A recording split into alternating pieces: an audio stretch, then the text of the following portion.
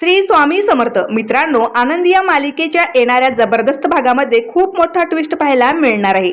सुरुवातीला आपण पाहिलं की साधीभोळी आनंदी ही युगेंद्रच्या कंपनीत एक साधी एम्प्लॉई असते, परंतु हळूहळू आता ती युगेंद्र बरोबर लग्न करून मनात जागा करून त्या घरात वावरताना दिसत आहे आणि हळूहळू या दोघांच्याही प्रेमाची पालवी फुटताना दिसत आहे. दोघांच्या वयामध्ये अंतर आहे तरी सुद्धा आता युगेंद्रला आनंदीचा सहवास बोलणं हे हळूहळू आवडत चाललेलं आहे, परंतु या गोष्टीचा शिल्पाला प्रचंड मनस्ताप होत असतो. ज्या गोष्टीची सत्ता मिळवण्यासाठी कधी काळी ती समिधा आणि युगेंद्र यांच्या नात्यात सुद्धा अडकाटी निर्माण करण्याचा प्रयत्न केली असते, परंतु युगेंद्र हा शिल्पाला पायधळी तुडवून त्यांचा संसार फुलवलेला असतो. तीच गोष्ट पुनरावृत्ती होताना पाहून शिल्पाची तिळपापड होत असते. त्यामुळे ती सारखंच आनंदीचा रागरा करत असते, तिच्यावर भडकत असते आणि तिला बजावून सांगितलेलं असतं की आनंदी युगेंद्रच्या जवळपास देखील यायचं नाही आणि तू आंधळी आहेस हे सत्य मुळीच युगेंद्रला समजता कामा नये. आता या गोष्टीची खबरदारी आनंदी घेत असते, पण तरी सुद्धा आता आनंदी शिल्पाला न घाबरता युगेंद्रच्या मनात न कळतपणे ती स्वतःचं एक स्थान निर्माण केली असते. आणि या सगळ्यामध्ये आता युगेंद्र हा आजारी पडतो, तापाने फणफणत असतो आणि कुठेतरी आनंदीच्या मनात युगेंद्रबद्दल काळजी निर्माण होते आणि ती म्हणते खरंच मालक साहेब ठीक असतील ना, ते व्यवस्थित जेवले सुद्धा नाही आहेत. या काळजीने ती त्याच्या रूममध्ये डोकावून पाहते.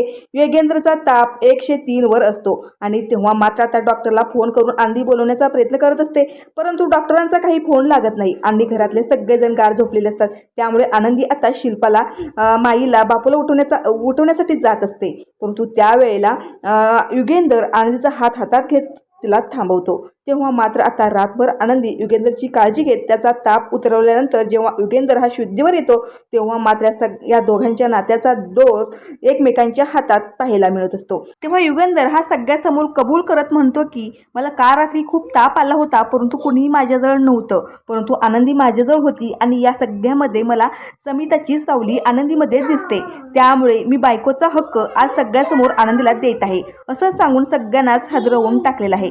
शिल्पाचा मात्र चेहऱ्यावरचा रंगच उडलेला आहे. तर व्हिडिओ खूपच इंटरेस्टिंग असणार आहे प्रेक्षकांनो, त्यामुळे शेवटपर्यंत नक्की पहा.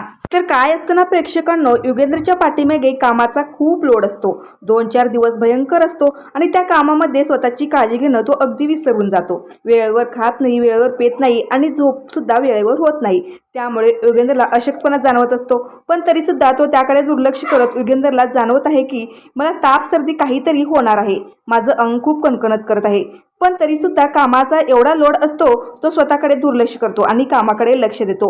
आणि शिर्के योगेंद्रला म्हणत असतात, मालक साहेब गेले 2-4 दिवस झालं तुम्ही सतत कंपनीमध्ये काम करत आहेत, मी असताना तुम्हाला एवढा लोड घेण्याची अजिबात गरज नाही. युगेंद्र शिर्केला म्हणतो की तुझं बरोबर आहे शिर्के, पण तरी सुद्धा ही ऑर्डर खूप मोठी आहे, तू लक्ष देतोस याची मला खात्री आहे, पण मी स्वतः जर लक्ष घातले तर अजून काम फास्ट करेल आणि वेळेच्या आत ऑर्डर आपली पोहोचल्या जाईल आणि अजून आपल्याला नवीन ऑर्डर मिळतील. तर या गोष्टीची भान ठेवून युगेंद्र सतत कंपनीमध्ये काम करत असतो, पण कामाचा लोड एवढा असतो आणि त्याचा परिणाम युगेंद्रच्या शरीरावरती होतो. युगेंद्रला खूप भयंकर ताप येतो. तर शिर्के युगेंद्रला म्हणतो, मालक साहेब तुम्ही सकाळपासून खूप काम करत आहेत, तुम्ही थकली असाल, तुम्ही घरी निघून जा बरं. तर शिर्के बराच वेळ म्हटल्याबरोबर युगेंद्र घरी जाण्यासाठी तयार होतो. त्याच वेळेला युगेंद्रला चक्कर येते, युगेंद्र खाली कोसळतो. तर शिर्के खूप घाबरतो. शिर्के युगेंद्रला म्हणतो मालक साहेब तुम्हाला काय झालं. तर शिर्के युगेंद्रला अंगाला हात लावतो. तो युगेंद्रला भयंकर ताप आलेला असतो आणि ते पाहून शिर्के खूप घाबरतो. शिर्के युगेंद्रला म्हणतो, मालक साहेब तुम्हाला खूप ताप आला आहे, आपल्याला हॉस्पिटलमध्ये जावं लागेल. तर शिर्के आणि युगेंद्र जाण्यासाठी निघतात, पण उशीर झाल्यामुळे सर्व हॉस्पिटल बंद झालेले असतात.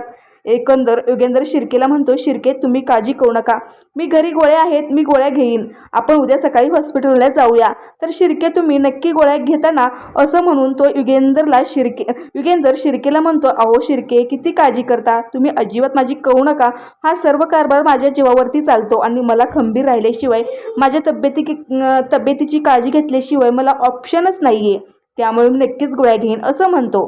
त्यानंतर युगेंद्र घरी येतो. तर युगेंद्र रूममध्ये येतो. त्याला ताप असल्यामुळे त्याला समिताची खूप आठवण येत असते. युगेंद्र विचार करतो, आज माझी समिता जवळ असती तर तिने माझी खूप काळजी घेतली असते. मुळात हा ताप माझ्यापर्यंत तिने येऊच दिला नसता. ती माझी अर्धांगिनी होती, ती माझी खूप काळजी घेत होती. ताप आल्यामुळे युगेंद्रला समिताचा सर्व पास्ट भूतकाळ आठवत असतो आणि तो तिच्या आठवणीमध्ये खूप रडत असतो. तो एकटा समजत असतो. तो तिच्याकडे एकटक फोटोकडे पाहत असतो आणि सर्व डोळ्यासमोर त्या जुन्या आठवणी आणत असतो. युगेंद्र विचार करतो, समिता का गेलीस मला सोडून? आज तुझी खूप गरज आहे. मला खूप एकटं एकटं वाटतं. तुझ्यासारखी काळजी घेणारी व्यक्ती या जगामध्ये नाही. हळूहळू युगेंद्रचा ताप वाढत जात असतो. युगेंद्रला हे लक्षात राहत नाही की आपल्याला गोळी घ्यायची आहे आणि तो समिताच्या आठवणीमध्ये रडत रडत बेडवरती झोपी जातो आणि तो तसा झोपलेला असतो. तर त्याच वेळेला इकडे आनंदीला शिर्केचा कॉल येतो. शिर्के आनंदीला म्हणतो की आनंदी, मालक साहेबांची तब्येत बरी आहे ना? तर आनंदी शिर्केला म्हणते, पण नक्की शिर्के साहेब, मालक साहेबांना काय झालं आहे मला माहिती नाही. तर शिर्केला खूप मोठा धक्का बसतो. शिर्के आनंदीला म्हणतो, आनंदी, मालक साहेबांना खूप ताप आला आहे. मी हॉस्पिटलमध्ये घेऊन जाण्याचा प्रयत्न केला, पण रात्रीच्या वेळी उशीर झाल्यामुळे सर्व हॉस्पिटल बंद होते आणि मालक साहेबांना जवळपास 103-4 ताप आलेला आहे. तू त्यांची नीट काळजी घे, कारण मालक साहेब गोळी खाण्यासाठी खूप हलगर्जीपणा करतात आणि तू स्वतः जाऊन त्यांची काळजी घे. तर आनंदी हो असं म्हणते. आनंदी विचार करते, पण मला शिल्पाताईंनी मालक साहेबांच्या रूममध्ये जाण्यासाठी सक्त मनाई केली आहे. मी कशी जाणार त्यांच्या रूममध्ये? तर आनंदी विचार करते, पण मालक साहेबांची देखभाल करणं, त्यांची काळजी घेणं हा माझा हक्क आहे, माझं कर्तव्य आहे. त्यांच्यासोबतच माझं कर्तव्य देखील आहे. तर आनंदी न घाबरता न डगमगता रूममध्ये येते आणि तापावरचा काढासुद्धा बनवून घेऊन आलेली असते. तर युगेंद्र हा बेडवरती झोपलेला असतो. तर आनंदी हाताचा स्पर्श करत हळुवारपणे पावलं मोजून युगेंद्र जवळ येते.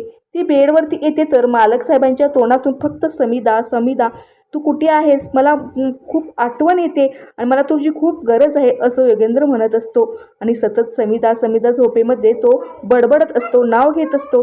ते पाहून ज्या दिशेने समिधा नाव घेत असते त्या दिशेने आनंदी जाते आणि योगेंद्र जाऊन बसते. तर आनंदी हळुवारपणे योगेंद्रच्या डोक्यावरती हात ठेवते. तर योगेंद्रला खूप ताप आलेला आहे. ते पाहून आनंदीला खूप मोठा धक्का बसतो. तर आनंदी चक्क योगेंद्रच्या डोक्यावर हात फिरवते. योगेंद्रला शांत करण्याचा प्रयत्न करत असते. ती प्रेम देण्याचा प्रयत्न करत असते आणि ती स्वतः समिधा आहे असं भास करू देते.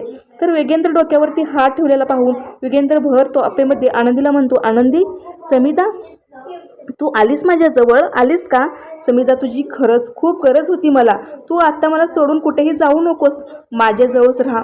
मी तुझ्याशिवाय नाही जगू शकत. असा तो तापेमध्ये बडबड करत असतो आणि हे सर्व ऐकून आनंदीला खूप मोठा धक्का बसतो. आनंदी विचार करते, अजून सुद्धा मालक साहेब समिधा वहिनीवरती खूप प्रेम करतात, समिधाताईवरती खूप प्रेम करतात. त्यांच्या मनामध्ये फक्त आणि फक्त समिधाताईच आहेत. समिधाताईची जागा मी कधीच घेणार नाही, कारण मला माहिती आहे मालक साहेबांचे समिधावरती खूप प्रेम होतं. तर आनंदी विचार करते, मी आता काय करू? मालक साहेबांना कोणती गोळी देऊ? मला कशी कळणार की त्यांना कोणती गोळी द्यायची आहे, कारण मला दिसत नाही आहे. मी काय करू हा विचार करत असते. तर आनंदी विचार करते, मी त्यांना गोळी देऊ शकत नाही, पण त्यांचा ताप कमी करू शकते. तर आनंदी चक्क एक बाऊल पाणी आणते, एक कपडा घेते आणि त्यामध्ये थोडंसं मीठ घालते आणि ती योगेंद्रच्या डोक्यावरती ठेवते. ती आता पट्ट्या करून योगेंद्रचा ताप नॉर्मल करण्याचा ती प्रयत्न करत असते. आनंदी योगेंद्रच्या डोक्यावरती खूप पट्ट्या करते आणि सर्व ताप नॉर्मल करते. योगेंद्रला ताप कमी होताच गाढ झोप लागलेला असतो. तर आनंदी तिथेच बसून अजून योगेंद्रची काळजी घेत असते. तर योगेंद्रला सुद्धा जाग येते आणि तो आनंदीला म्हणतो, आनंदी, तू माझी काळजी घेत आहेस का? मला खूप ताप आला होता. तो एवढंच म्हणतो आणि परत एकदा गाढ झोपी जातो. तेवढ्या तिथे शिल्पा येते आणि योगेंद्र आनंदीला बोलत आहे, माझ्या जवळच बस असं म्हणत आहे. ते पाहून शिल्पाला मात्र खूप मोठा धक्का बसतो. शिल्पा विचार करते, या दोघांमध्ये इथे काय सुरू आहे? नक्की युगेंद्रच्या मनात आनंदीविषयी काही आहे का? तो बायको स्वीकारला आहे का? नक्की या दोघांचं खरंच काही चालू आहे का? युगेंद्रने शिल्पाला समिधाची जागा दिली का? असं ती काहीतरी विचित्र विचार करत असते. पण शिल्पाला कुठे माहिती असतं की युगेंद्रला खूप ताप आला आहे आणि आनंदी त्याची काळजी घेत आहे. आनंदी योगेंद्रजवळ बसलेलं पाहून शिल्पाला मात्र जळपाप होत असतो. तिच्या कानातून धूर निघत असतो आणि तिला असं वाटतं की योगेंद्रने आनंदीला त्यांच्या मनामध्ये जागा दिली आहे आणि बायको म्हणून स्वीकारलेला आहे. आता शिल्पा कशा प्रकारे आनंदीला परत टॉर्चर करणार आणि योगेंद्रपासून कशा प्रकारे वेगळं करणार याचाच ती प्रयत्न करत असते. आणि या सगळ्यामध्ये तिचा काय फायदा आहे येणारच्या भागामध्ये तर समजणार आहे. परंतु प्रेक्षकांनो, आता ज्या वेळेला शिल्पा आनंदीला या सगळ्याबद्दल जाब विचारत असते आणि युगेंद्र च्या आयुष्यातून तिला घालवण्याचा प्रयत्न करत असते, तेव्हा आता आनंदी म्हणत असते की शिल्पाताई, तुम्ही मला काय या घरातून घालवणार? कारण आत्ता स्वतः मालक साहेबांनीच माझा हात हातात घेतलेला आहे.